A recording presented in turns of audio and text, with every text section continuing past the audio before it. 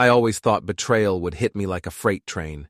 Instead, it crept in like smoke under a door, slow, suffocating, and impossible to ignore once you finally smell it.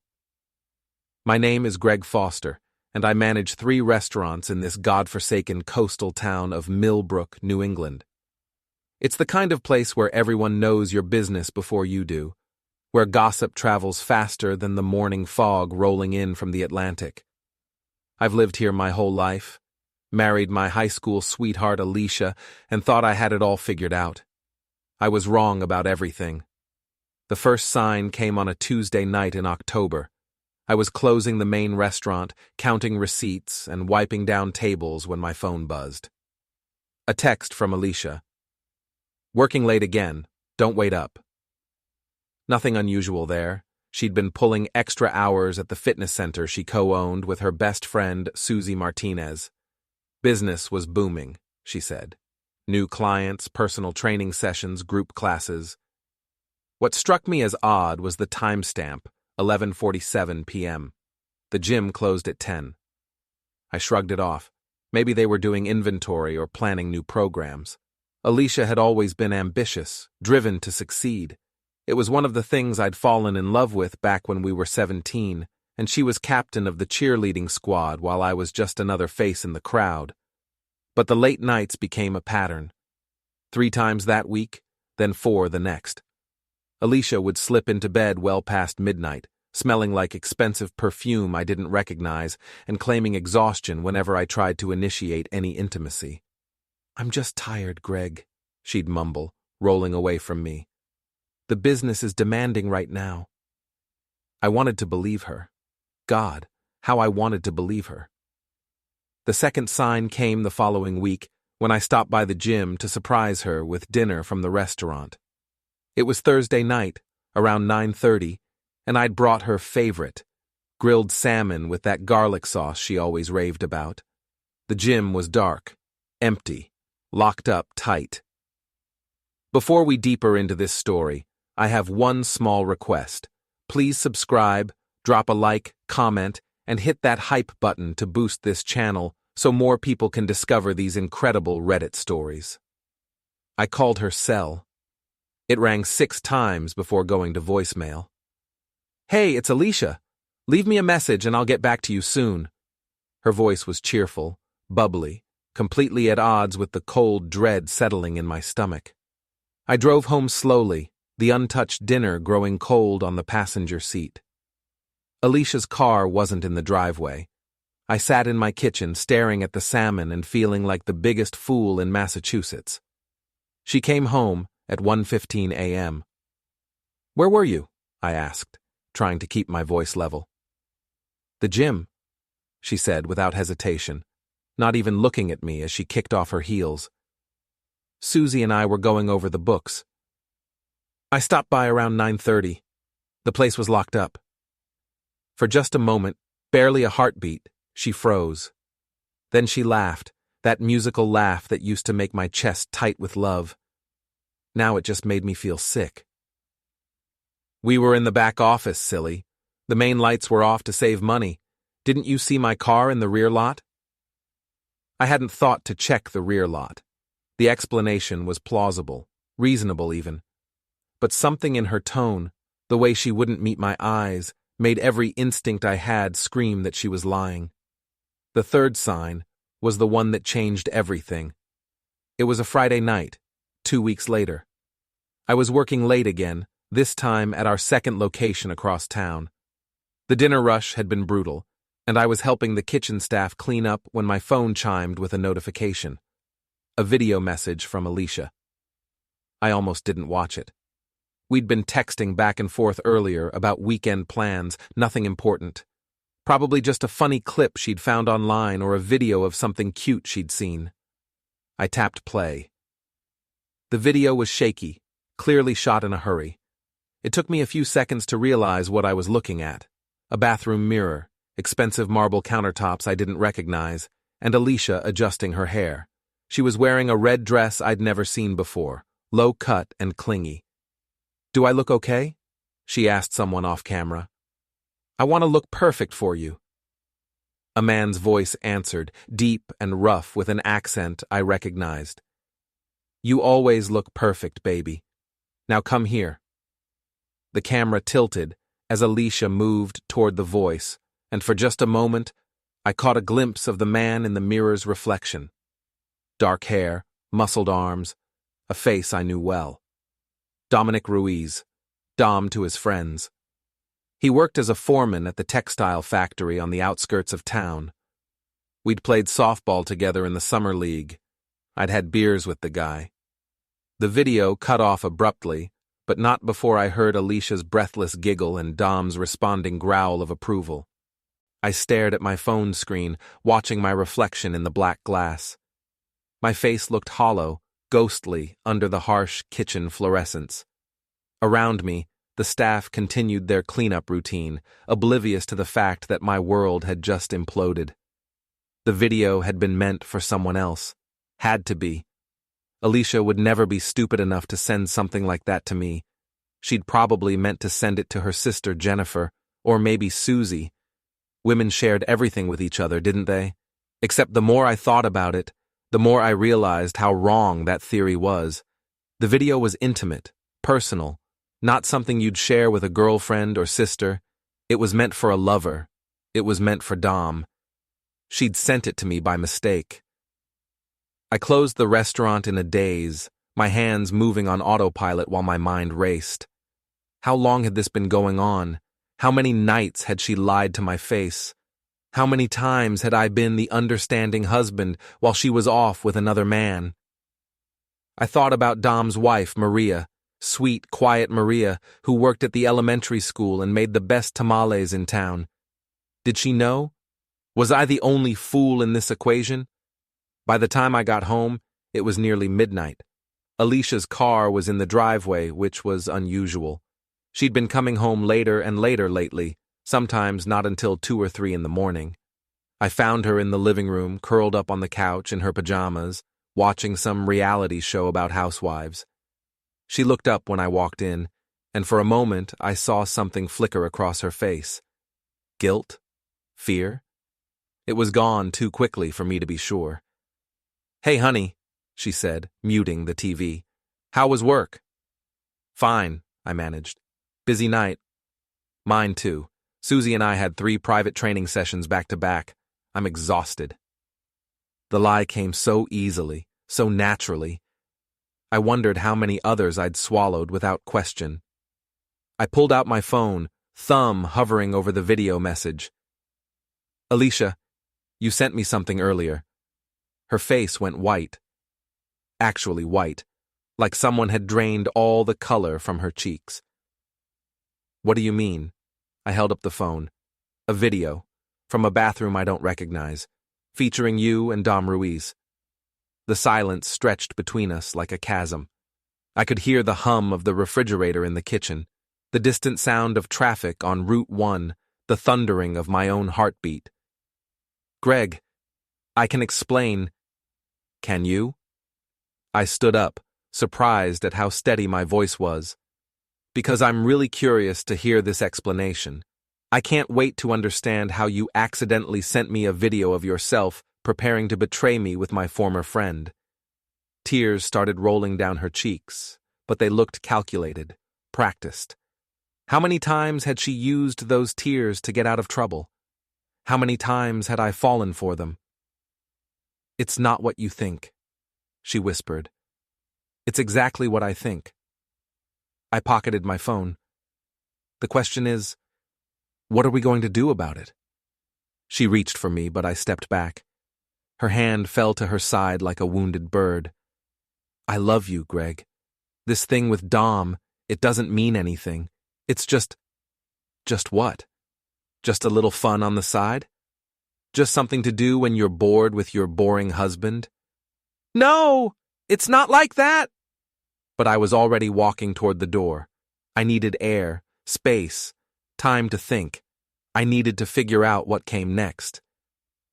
"Where are you going?" she called after me. "To see Richard," I said, referring to my best friend and next-door neighbor. "I need to talk to someone who won't lie to my face." I left her there on the couch, crying those crocodile tears, and walked across the yard to Richard's house. The porch light was on, and I could see him through the kitchen window, probably having a late-night snack. Richard Murphy had been my friend since we were 12. He was the kind of guy who'd help you move a body without asking questions, then crack jokes while you dug the hole. If anyone could help me figure out what to do next, it was him. I knocked on his door, and he answered in his bathrobe, holding a sandwich that looked like it had been assembled by a drunk person. "Greg? What's wrong? You look like hell." "Can I come in? I need to show you something." He stepped aside, and I walked into his kitchen. The house was quiet. His wife Nikki was probably already asleep upstairs. "Want a beer?" he asked. "Yeah, I'm gonna need it." He handed me a bottle and sat down across from me at his kitchen table. "Okay, lay it on me." I showed him the video. Richard watched it twice, his expression growing darker with each viewing. When it finished the second time, he set my phone down carefully and took a long pull from his beer. "Well," he said finally, "that's a problem." "You think?" "How long has this been going on?" "I don't know. Weeks, months, maybe longer." The thought made me feel sick. All those late nights at the gym, all those excuses. "What are you going to do?" I stared at the beer bottle in my hands, watching the condensation drip onto Richard's table. What was I going to do? The old Greg, the trusting fool who'd believed every lie, might have tried counseling, might have begged her to end it and work on our marriage. But that Greg had just watched his wife prepare herself for another man. That Greg was gone. "I'm going to make them both regret it," I said quietly. Richard nodded slowly. "Need any help?" "Maybe. Probably. Just say the word." He raised his beer bottle. "To making cheaters pay." I clinked my bottle against his. "To making them pay." Outside, I could see the lights in my house, could see Alicia's silhouette moving around the living room. She was probably pacing, trying to figure out how to spin this, how to make it my fault somehow. She had no idea what was coming. None of them did. I didn't sleep that night. How could I? Every time I closed my eyes, I saw that video playing on repeat, Alicia in that red dress, asking Dom if she looked perfect for him. The casual intimacy of it, the way she'd giggled at his response, cut deeper than any screaming fight could have. I spent the hours before dawn sitting in Richard's kitchen, planning.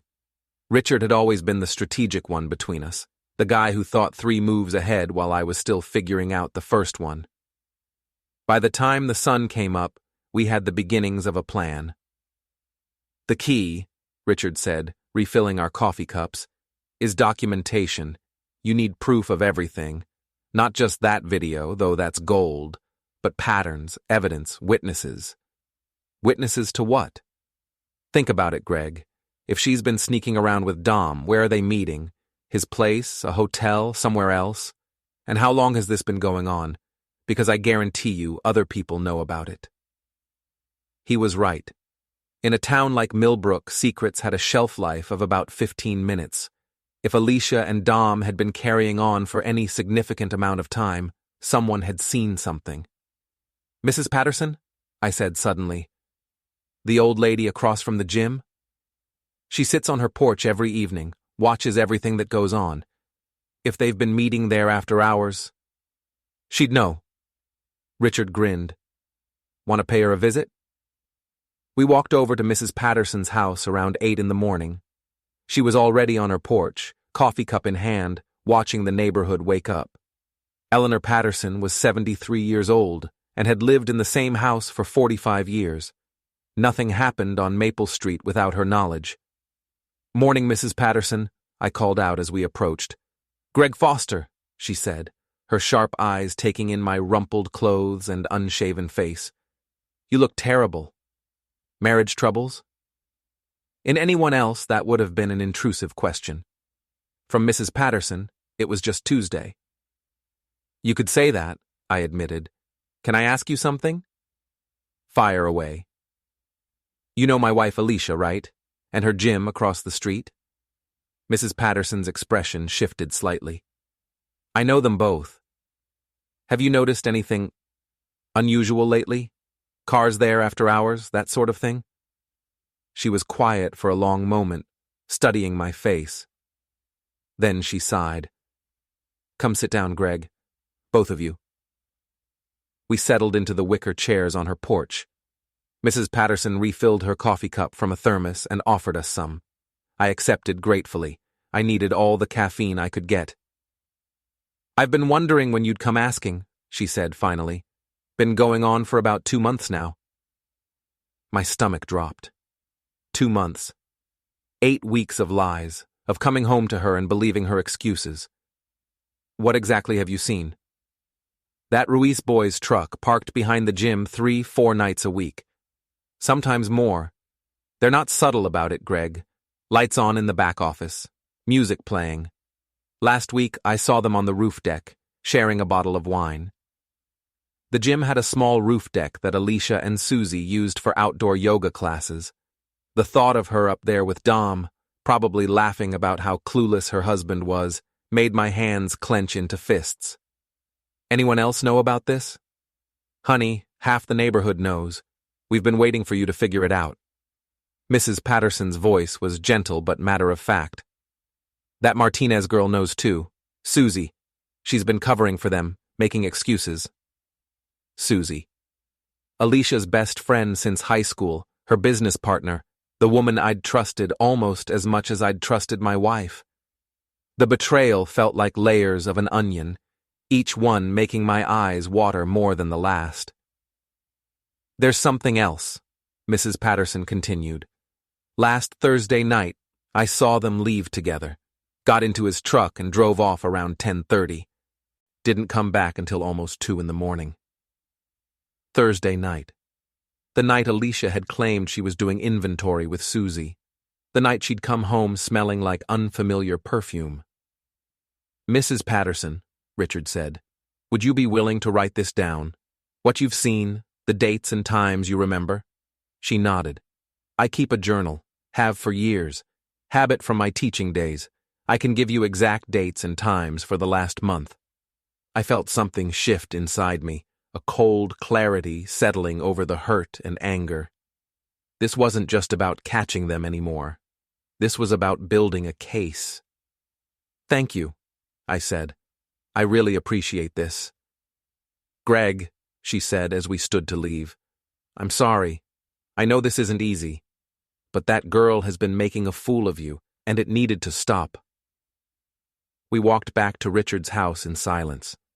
I was processing everything Mrs. Patterson had told us, fitting the pieces together with what I already knew. 2 months of systematic lying. Susie's complicity. The casual way they'd been flaunting their affair right under my nose. What now? I asked, as we settled back into Richard's kitchen. Now, we get more evidence, and then we make them pay for it. Richard's phone rang before I could respond. He glanced at the caller ID and frowned. It's Nikki, he said, answering. Hey, babe. What? Slow down. Okay, we'll be right there. He hung up and looked at me with an expression I couldn't read. What is it? Nikki's at the grocery store. She just saw Dom and Alicia together in the parking lot. They were arguing about something, and she heard Alicia say your name. My pulse quickened. They know I know. Sounds like it. Nikki said Alicia looked upset, like she'd been crying. I thought about the video again, about the mistake that had blown their whole operation wide open. Alicia was probably panicking, trying to figure out how much I'd figured out and what I planned to do about it. Good, I said. Let them sweat. But even as I said it, I knew this changed things. If they were aware that I was onto them, they'd be more careful. They might even try to get ahead of the story somehow, paint me as the bad guy. I couldn't let that happen. Richard, I need to ask you something, and I need you to be honest. Shoot. If this gets ugly, and I think it's going to get very ugly, will you back me up? He didn't hesitate. Absolutely. What do you need? I'm not sure yet, but I have a feeling I'm going to need witnesses, people who can vouch for what really happened, people who can testify that I tried to save my marriage while she was busy destroying it. You've got it. Nikki, too. She's always liked you, and she's got no patience for cheaters. I felt some of the tension in my shoulders ease. Having Richard and Nikki in my corner meant I wasn't facing this alone. In a small town, allies mattered. My phone buzzed with a text message. Alicia. We need to talk. Please come home. I showed the message to Richard. You going? Yeah, but not yet. Let her stew for a while longer. I spent the rest of the morning with Richard, going over what we knew and what we still needed to find out. Mrs. Patterson came by around noon with a handwritten list of dates and times, along with detailed descriptions of what she'd observed.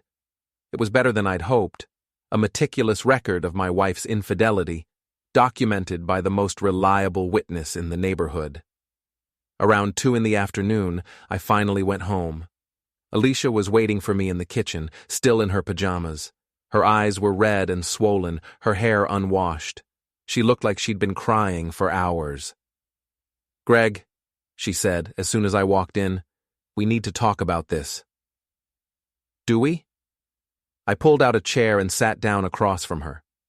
What exactly do you want to talk about, Alicia? The lies? The cheating? Or maybe you want to explain how you accidentally sent me a video of yourself getting ready to sleep with another man. She flinched at my tone. Good. I wanted her to flinch. It was a mistake, she said. The video, I mean.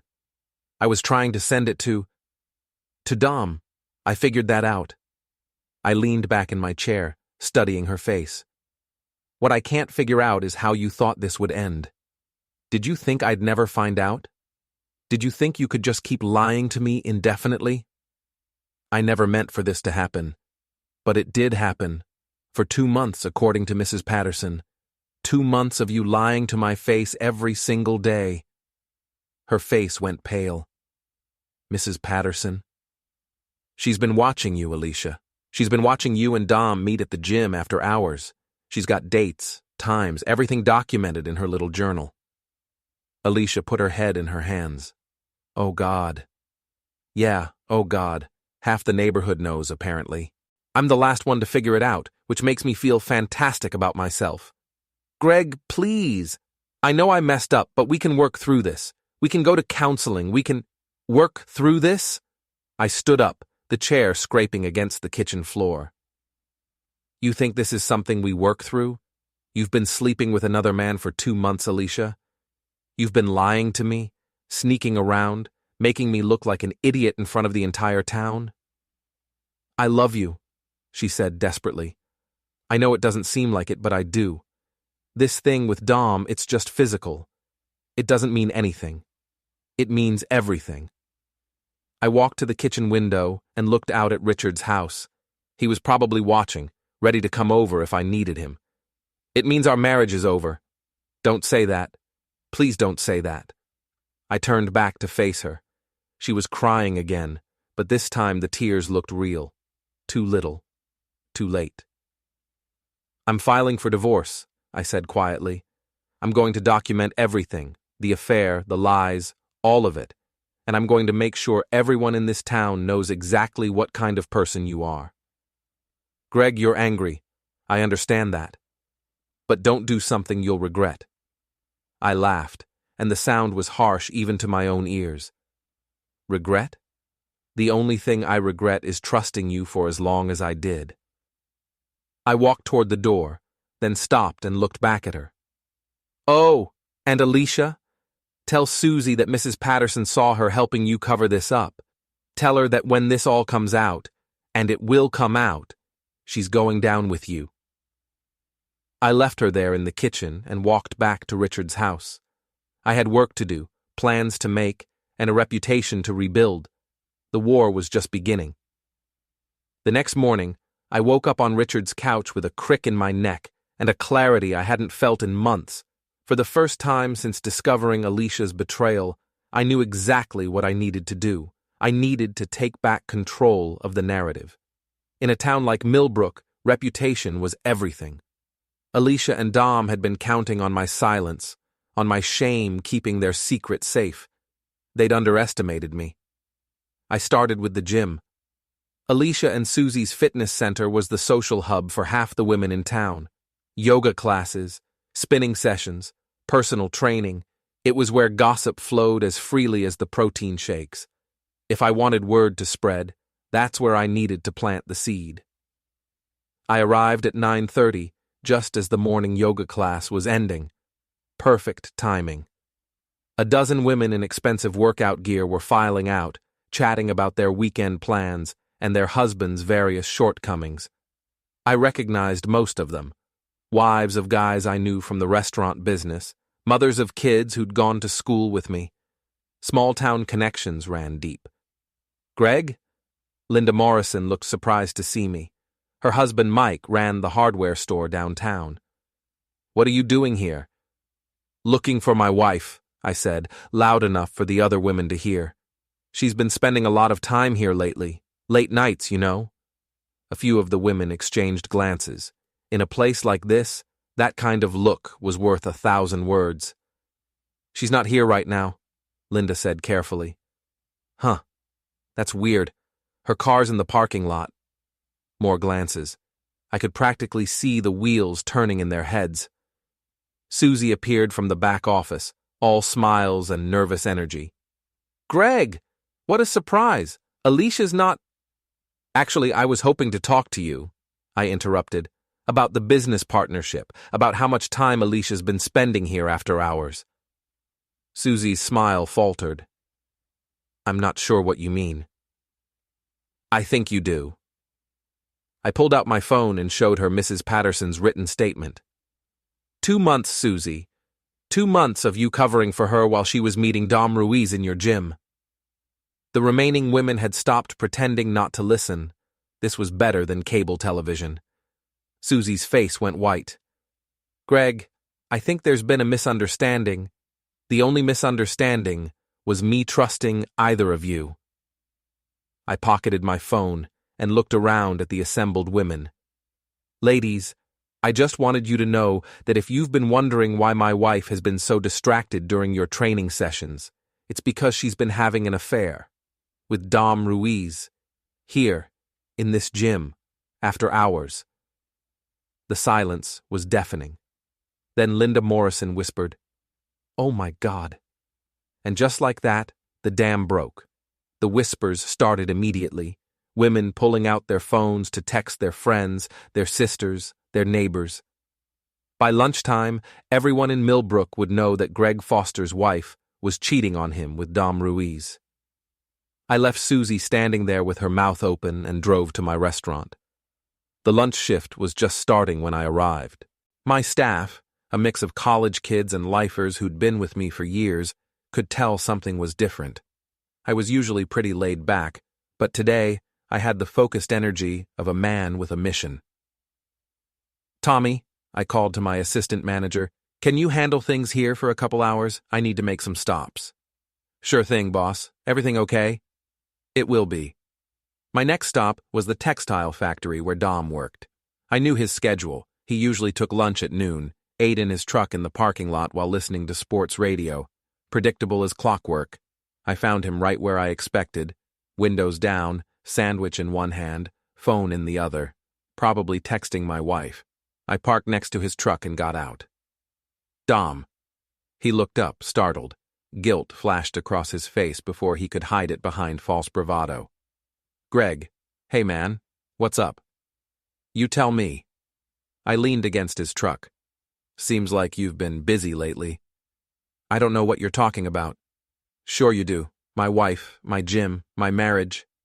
I smiled, but there was nothing friendly about it. Ring any bells?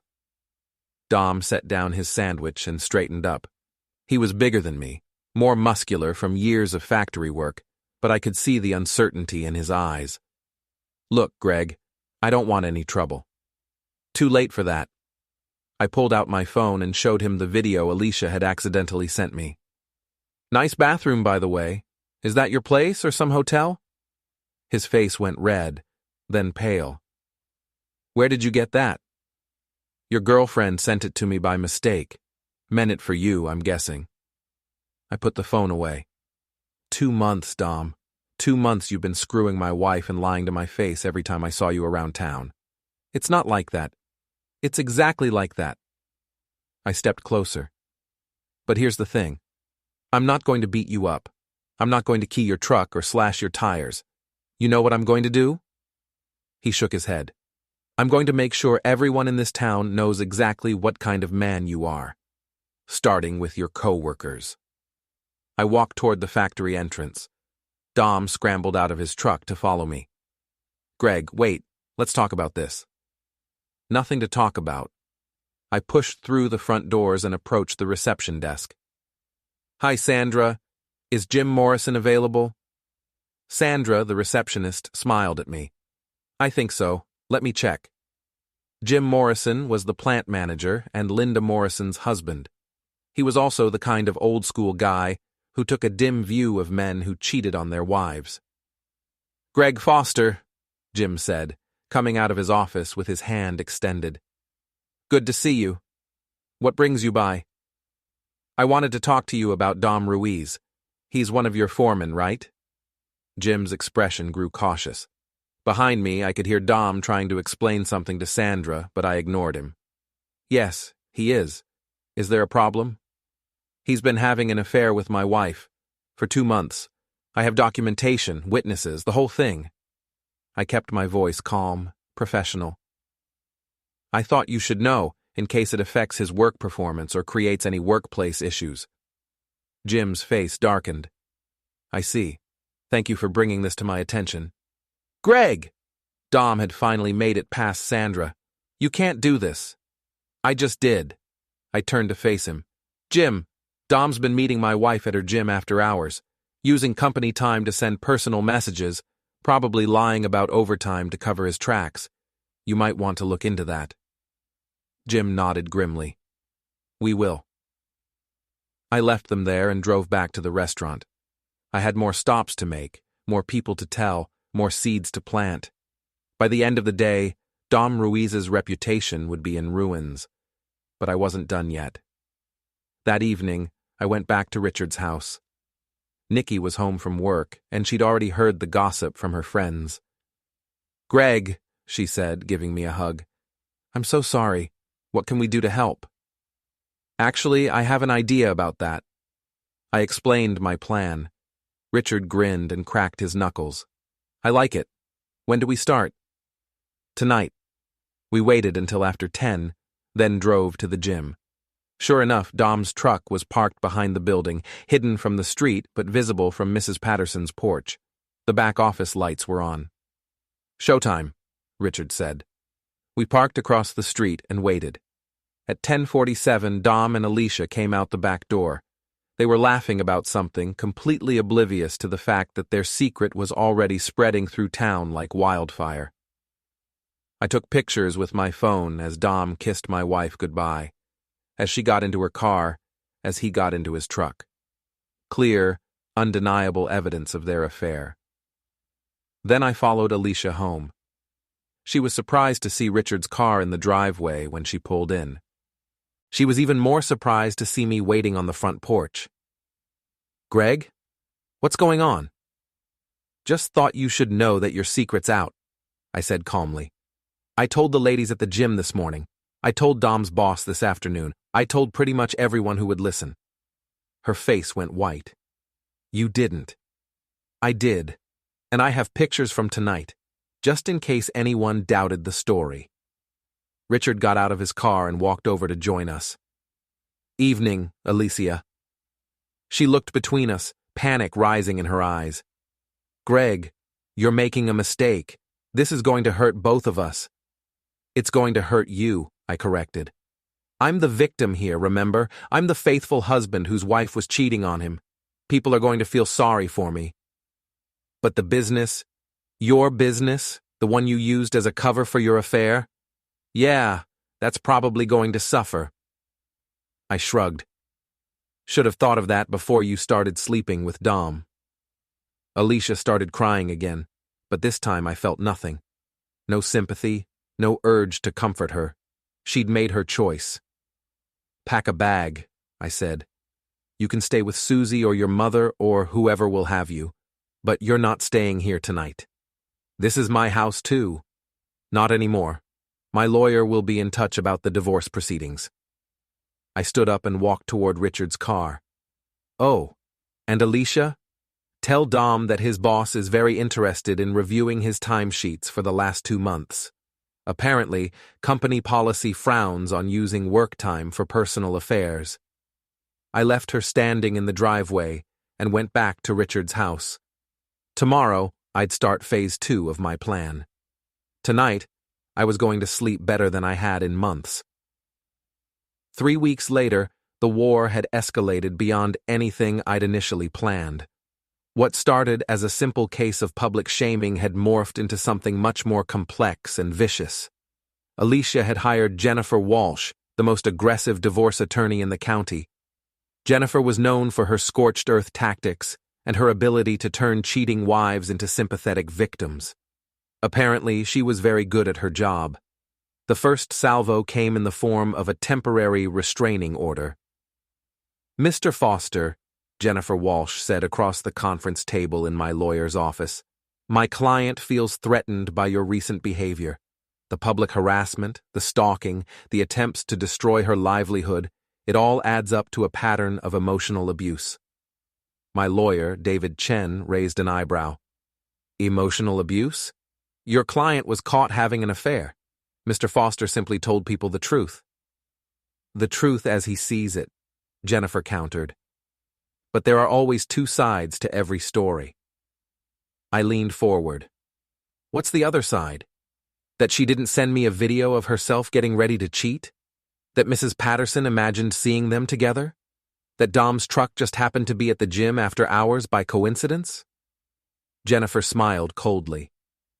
"The other side is that you've been an absent, emotionally unavailable husband for years. That you prioritize your restaurants over your marriage. That my client sought comfort elsewhere because she was lonely and neglected. So it's my fault she cheated? I'm saying that marriages don't end in a vacuum, Mr. Foster. There's usually blame on both sides." David cleared his throat. "Ms. Walsh, what exactly are you proposing? Joint custody of any future children, 50-50 split of all assets, and alimony payments of $3,000 per month for 5 years. I laughed out loud. "Are you insane? She cheated on me, and you want me to pay her alimony? She gave up career opportunities to support your business ventures. She's entitled to compensation for that sacrifice." "What career opportunities? She owns a gym, which she built while you were working 60-hour weeks and ignoring your marriage." David held up a hand before I could respond. "We'll need time to review your proposal. In the meantime, I'd like to discuss the restraining order." "My client fears for her safety," Jennifer said. "Mr. Foster has been following her, photographing her, turning the entire town against her. She's afraid of what he might do next." "I haven't touched her," I said. "I haven't threatened her. I haven't done anything illegal." "Emotional terrorism is still terrorism, Mr. Foster." The restraining order was granted on a temporary basis. I was prohibited from coming within 500 feet of Alicia or the gym, from contacting her directly, and from harassing her friends or business associates. It was a clever move. By painting me as the aggressor, Jennifer had managed to shift the narrative.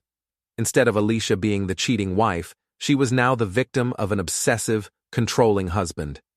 But I wasn't done fighting. "We need character witnesses," David told me after Jennifer and Alicia left. "People who can testify to your character, your commitment to the marriage, her infidelity." "I've got Mrs. Patterson, Richard and Nikki, probably half the people in town." "Good. But we need more than gossip. We need concrete evidence of the affair, proof that she was lying to you, documentation of her deception." That's where things got interesting. It turned out that Dom's ex-wife, Maria, had been keeping her own records. She'd suspected something was going on and had hired a private investigator to follow her husband. The PI had captured dozens of photos and videos of Dom and Alicia together, at restaurants, hotels, even at a weekend getaway in Boston. "She wants to help," Richard told me. Maria, I mean. She's furious about the affair, and she wants to make sure Dom doesn't get away with it. Maria and I met at a coffee shop outside of town, away from prying eyes and gossiping neighbors. She was a small, quiet woman with intelligent eyes and a steel spine I'd never noticed before. I knew something was wrong, she said, sliding a manila envelope across the table. Dom was working late, taking mysterious phone calls, spending money we didn't have. The signs were all there. I opened the envelope and found myself looking at dozens of photographs. Dom and Alicia holding hands at a restaurant in the next town over. Dom and Alicia kissing in the parking lot of a hotel. Dom and Alicia walking along the beach in Boston, looking like a couple on vacation. When were these taken? Over the last 6 weeks, my investigator is very thorough. I studied the photos, feeling a familiar mixture of anger and vindication. Here was proof, undeniable, concrete proof, that my wife had been living a double life. Maria, I'm sorry. I know this can't be easy for you either. She shrugged. I'm filing for divorce too. Dom can have his midlife crisis, but he can't have half my assets while he's doing it. We agreed to coordinate our divorces, to share evidence and witnesses. If Dom and Alicia wanted to play dirty, we'd show them what dirty really looked like. The next few weeks were a blur of depositions, document requests, and legal maneuvering. Jennifer Walsh was good, but she wasn't prepared for the mountain of evidence Maria and I had assembled. The photos were damning enough, but the real bombshell came when David subpoenaed Dom's cell phone records. It turned out he'd been texting Alicia constantly, during work hours, late at night, even during times when he was supposed to be with his family. Look at this, David said, showing me printouts of the text messages. March 15th, 2:30 p.m. Dom texts Alicia. Can't wait to get my hands on you tonight. She responds, Greg's working late again. We'll have the whole place to ourselves. That was the night she told me she was doing inventory with Susie. March 22nd, 11:45 p.m. Alicia texts Dom. That was incredible. I've never felt this way before.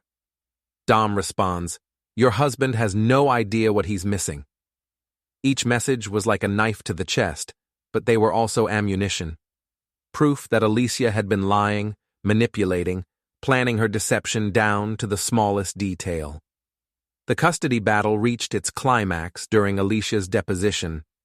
Jennifer had coached her well, but she wasn't prepared for the evidence we'd assembled. Mrs. Foster, David began, you've testified that your husband was emotionally absent during your marriage. Is that correct? Yes, Greg was always working. He never had time for me. I see.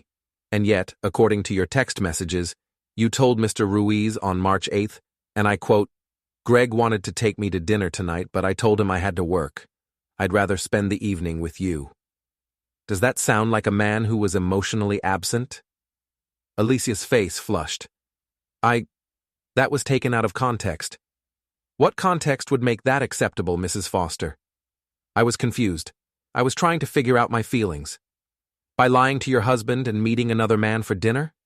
Jennifer objected, but the damage was done. David spent the next 2 hours walking Alicia through her text messages, her lies, her systematic deception. By the end of it, she was crying and Jennifer was looking defeated. The final blow came when we played the video Alicia had accidentally sent me. Watching it in a conference room full of lawyers and court reporters was surreal. My wife's betrayal reduced to evidence in a legal proceeding. Mrs. Foster, David said after the video ended, this was sent to your husband by mistake, correct? Yes. It was intended for Mr. Ruiz? Yes. So, you were actively planning to deceive your husband, documenting your infidelity and sharing intimate moments with another man. Is that a fair characterization? Alicia looked at Jennifer, who nodded reluctantly. Yes, Alicia whispered. And you want the court to award you alimony and a 50-50 split of assets based on your claim that you were the wronged party in this marriage? I made mistakes, but thank you, Mrs. Foster. No further questions. The divorce was finalized 6 weeks later. I kept the house, the restaurants, and my dignity. Alicia got her car, her clothes, and a reputation that would follow her for the rest of her life in Millbrook. Dom wasn't so lucky. His wife took him to the cleaners, and his boss at the factory decided that a foreman who lied about his whereabouts and used company time for personal affairs wasn't management material. He was demoted to the floor with a corresponding pay cut. But I still wasn't satisfied. The legal victory felt hollow somehow, incomplete. They'd both paid a price, but it didn't feel like enough. That's when Richard came to me with an idea that would change everything. "What if I told you there was more to this story?" he said. "What if Dom and Alicia weren't the only ones involved?" "What do you mean?" "I mean Susie. I think she's been playing a deeper game than anyone realized." And just like that, the war entered its final phase. The revelation came from the most unexpected source: Alicia herself. It was a Thursday evening, 3 weeks after our divorce was finalized. I was closing the restaurant when she appeared in the parking lot, looking haggard and desperate. The restraining order had expired with our divorce, so technically she could approach me, but I was surprised she'd risk it. "Greg," she called out as I locked the front door, "please, I need to talk to you." I almost ignored her, almost got in my truck and drove away. But something in her voice, a raw desperation I'd never heard before, made me pause. "What do you want, Alicia?" She looked terrible. Her hair was unwashed, her clothes wrinkled, and she'd lost weight she couldn't afford to lose. The confident, beautiful woman I'd married was gone, replaced by someone who looked broken. "I need to tell you something. About Susie. About what really happened." "What about Susie?" She set this whole thing up. The affair, everything. It was her idea." I stared at her. "What are you talking about? Can we go somewhere private? Please? I know you have no reason to trust me, but this is important." Against my better judgment, I agreed. We drove to a diner outside of town, somewhere we were unlikely to run into anyone we knew. Alicia ordered coffee but didn't drink it, just wrapped her hands around the cup like she was trying to absorb its warmth. "Start from the beginning," I said. "It started about 4 months ago. Business at the gym was slow, and Susie was worried about making rent. She came to me with this crazy idea about expanding our client base, bringing in more men." "Okay." "She said we needed to offer more personal services, private training sessions, couples workouts, that kind of thing. But she also suggested that we could use our looks to attract male clients." I felt a chill run down my spine. "Go on." "She specifically mentioned Dom, said he'd been asking about personal training, that he was obviously interested in more than just fitness. She thought if I could string him along, keep him interested, he'd pay premium rates for private sessions." "You're saying this started as a business arrangement?" "That's what I thought. Susie kept pushing me to be friendlier with him, to wear more revealing workout clothes, to schedule his sessions when you weren't around. She said it was just harmless flirtation. But it became more than that." Alicia nodded, tears starting to flow. "Dom he was charming, attentive. He made me feel beautiful, desired. Everything I wasn't getting at home." I wanted to interrupt, to defend myself, but I bit my tongue. Let her tell the story. The first time anything physical happened, it was Susie's idea. She said Dom had been asking about after-hours training, that he was willing to pay double rates. She suggested I give him what he wanted. "She pimped you out." I didn't see it that way at the time. I thought I was in control, that I was choosing to do this. But looking back, she shook her head. Susie was manipulating both of us. "How?" "She was sleeping with Dom, too." The words hit me like a physical blow. "What?" "I found out last week. I went to the gym early one morning and found them together in the office. They weren't expecting me." I sat back in the booth trying to process this information. Susie and Dom. Alicia and Dom. A love triangle I'd never seen coming. How long has that been going on?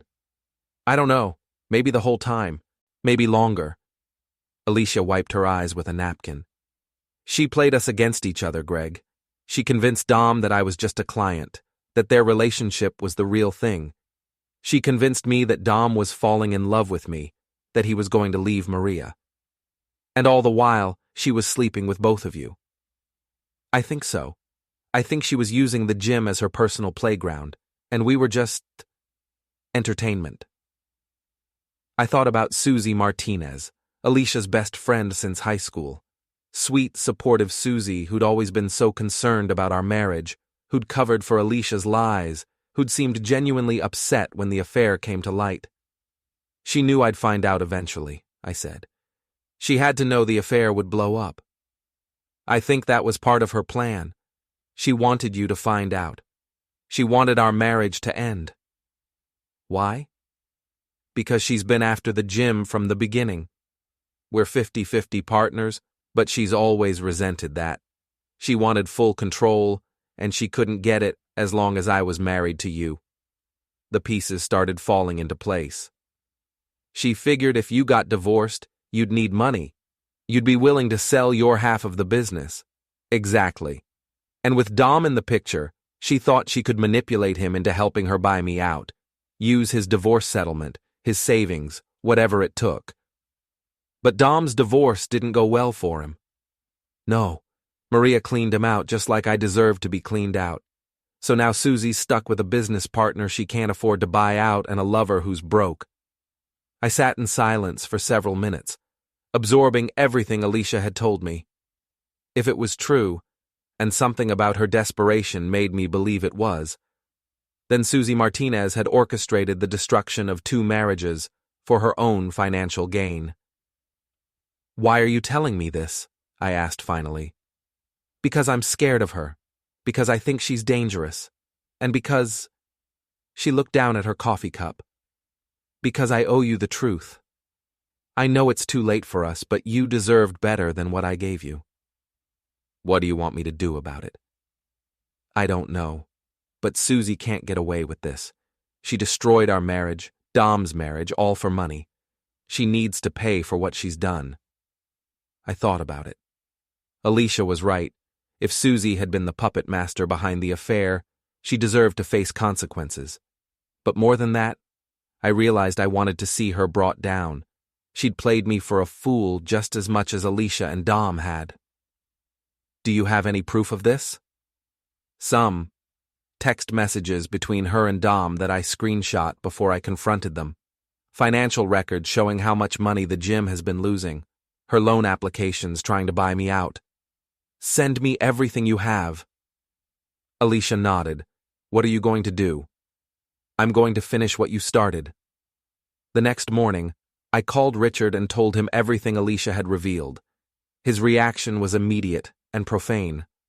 That manipulative witch, he said. She played all of you. The question is, what do we do about it? We expose her. Same way we exposed Alicia and Dom, but worse. Because this wasn't just cheating, this was calculated, premeditated manipulation. We spent the day gathering evidence. Alicia sent me the text messages she'd mentioned, along with financial documents showing Susie's attempts to secure loans using the gym as collateral. Mrs. Patterson provided additional observations about Susie's comings and goings, including several instances where she'd seen Susie and Dom together without Alicia. But the real breakthrough came when Maria Ruiz called me. Greg, she said, I've been going through Dom's things, and I found something you need to see. We met at the same coffee shop where I'd talked to Alicia. Maria brought a shoebox full of documents, receipts, hotel bills, credit card statements. Dom kept records of everything, she said. Every dinner, every hotel room, every gift. I think he was planning to write off the affair as business expenses somehow. I flipped through the receipts. Most were what I expected. Dinners with Alicia, hotel rooms, flowers, and jewelry. But there were others that didn't fit the pattern. Look at this, I said, holding up a hotel receipt. March 3rd. Dom paid for a room at the Marriott. But according to Alicia's timeline, she was with me that night. We went to dinner for our anniversary. Maria leaned over to look at the receipt. So, who was he with? Susie. We found more evidence of Dom and Susie's relationship hidden in the financial records. Dinners at expensive restaurants on nights when Alicia was working late. Hotel rooms booked when Alicia was out of town visiting her mother. A pattern of deception that went back months before the affair with Alicia had even started. She was playing them against each other, Maria said, keeping them both interested, making them compete for her attention. And using Alicia's marriage as cover. If anyone asked questions, Susie could always point to the affair and say she was just covering for her friend. By the time we finished going through Dom's records, we had enough evidence to prove that Susie Martinez was the architect of both affairs. She'd seduced Dom first, then manipulated him into pursuing Alicia. She'd encouraged Alicia's infidelity while simultaneously betraying her with the same man. It was diabolical, and it was about to backfire spectacularly. "What's the plan?" Richard asked when I called him with the news. "Same as before, but bigger. We're going to expose everything all at once. The affairs, the manipulation, the financial schemes. We're going to make sure everyone in town knows exactly what Susie Martinez is capable of." "When do we start?" "Tonight." The plan was elegant in its simplicity. If Susie Martinez thought she could manipulate people and destroy marriages without consequences, she was about to learn otherwise. I started with the gym's client list. Susie and Alicia had built their business around trust and personal relationships. Their clients weren't just customers, they were friends, neighbors, members of the community who'd invested emotionally in the success of two local women.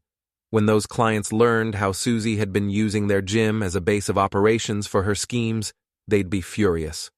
Richard and I spent Saturday morning making copies of all our evidence, the text messages, the financial records, Dom's receipts, Mrs. Patterson's observations, everything organized into neat folders with cover letters explaining what had really happened. "This feels like overkill," Richard said as we stuffed envelopes. "Good. I want it to be overkill." We hand-delivered the packets to every client on the gym's roster, 47 women and 13 men, all of whom had trusted Susie with their fitness goals and their personal information. The cover letter was simple and direct. "Dear valued client, you deserve to know the truth about what's been happening at your fitness center. The enclosed documents prove that Susie Martinez has been using the gym as a base for manipulating multiple affairs, destroying marriages, and attempting to defraud her business partner. As someone who has invested time and money in this business, you have a right to know what kind of person you've been supporting. Sincerely, Greg Foster." By Sunday morning, my phone was ringing constantly. Angry clients, shocked neighbors, reporters from the local newspaper who'd gotten wind of the story. I answered every call, confirming details and providing additional information where necessary. The gym was finished. By Monday, Susie had lost 38 of her 57 clients. By Tuesday, the local bank had called in her business loan. By Wednesday, she was facing a lawsuit from Alicia for breach of partnership agreement. But I wasn't done yet. The real confrontation came on Friday night at Murphy's Tavern downtown. It was karaoke night, which meant the place would be packed with people I knew. Perfect audience for what I had planned. I arrived early and talked to Danny Murphy, the owner. Danny and I had known each other since high school, and he'd been following the drama with interest. "I need a favor," I told him. "Name it." "I need to use your karaoke system for something that isn't exactly singing." Danny grinned. "This about Susie Martinez?" "Yeah. She's been bad for business anyway. Half my female customers won't come in anymore because they're afraid of running into her. Do what you need to do." I waited until 9 o'clock, when the bar was at its most crowded. Susie was there, drinking alone at a corner table, looking like someone who'd lost everything, which, to be fair, she had. I walked up to the karaoke DJ and handed him a flash drive. "Ladies and gentlemen," I said into the microphone, "I'd like to share something with you all. A little presentation about trust, friendship, and what happens when you manipulate the people who care about you. The bar fell silent. Everyone turned to look at me, including Susie, whose face had gone white. Some of you know that my marriage ended recently because of an affair. What you might not know is who was really behind that affair. I clicked to the first slide of my presentation, a photo of Susie and Dom at a restaurant, taken 6 months before Alicia's affair had started. This is Susie Martinez and Dom Ruiz, having dinner together last February. Note the date. This was 3 months before Dom supposedly seduced my wife. Murmurs rippled through the crowd. I clicked to the next slide. Here's a hotel receipt showing that Susie paid for a room at the Marriott in March, the same night she told everyone she was home sick with the flu. More murmurs, louder now. And here's a text message from Susie to Dom, dated 2 weeks before his first affair with my wife. She's getting suspicious about us. You need to make a move on Alicia soon. Make it look like you're interested in her instead of me. The crowd was getting restless now, angry voices rising above the murmurs. I could see Susie trying to make her way toward the exit, but people were blocking her path, demanding explanations. Susie Martinez didn't just enable my wife's affair, I continued. She orchestrated it. She manipulated 2 marriages, destroyed 4 lives, and nearly bankrupted her own business, all so she could buy out her partner and take full control of their gym. I clicked through the rest of the evidence. Financial records, more text messages, witness statements from Mrs. Patterson and others. By the time I finished, the crowd was openly hostile towards Susie. "You destroyed my marriage," someone shouted from the back of the room. It was Tom Bradley, whose wife had been one of Susie's clients. "Sarah came home from your gym talking about how exciting affairs were, how marriage was just a trap."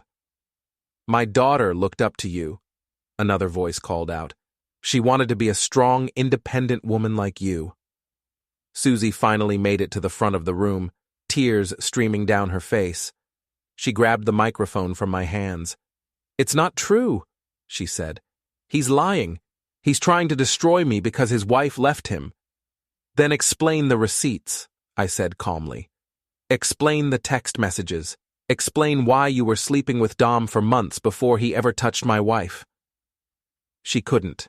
She stood there with the microphone, opening and closing her mouth like a fish, while 47 of her former clients and half the town stared at her with disgust.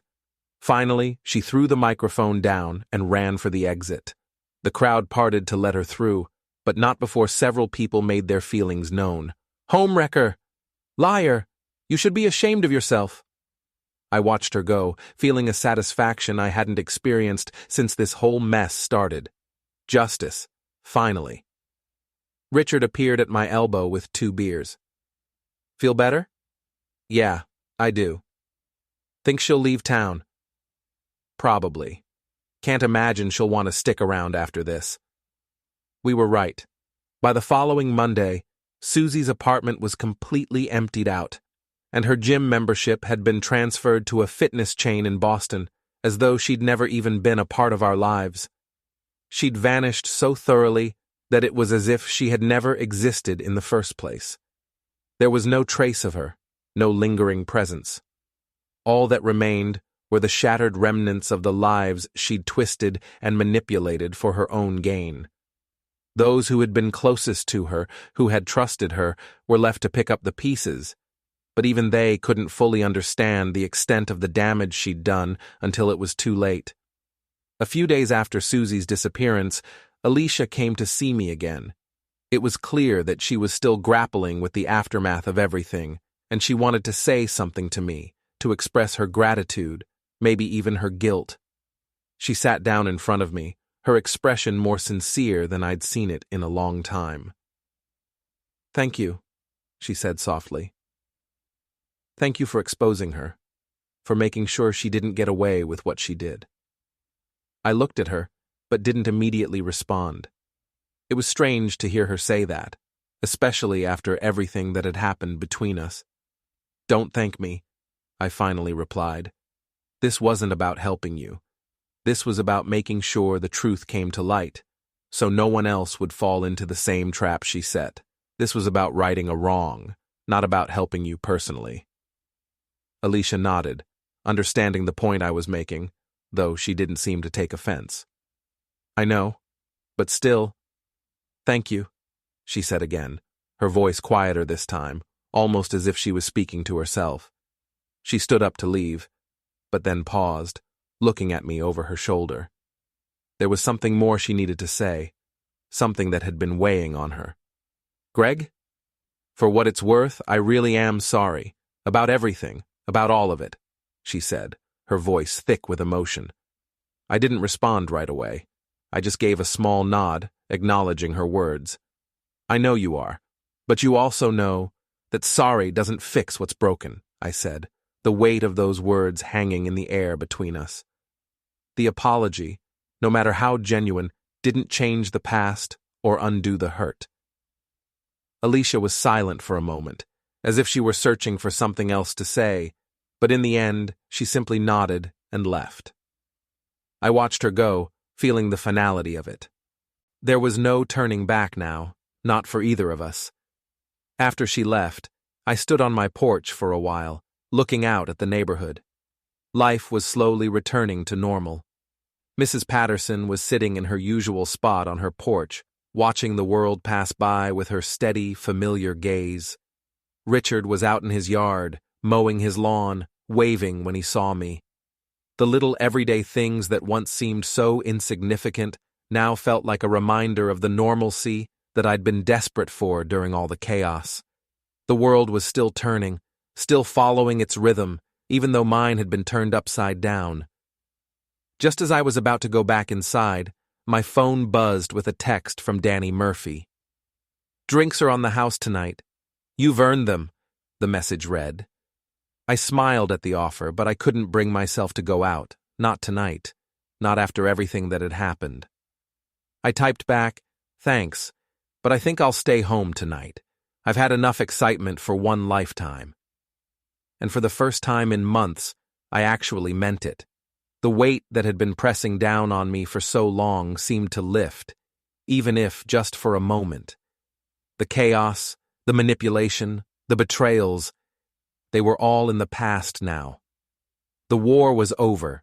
I'd won, but more importantly, I had survived. And now, for the first time in a long while, I had the chance to rebuild my life, to focus on what truly mattered to me. I didn't need to prove anything to anyone anymore. No more lies, no more betrayals, no more games. Just me, my restaurants, and a future that was finally mine to shape. And, as strange as it felt pretty good to know that the future was in my hands at last.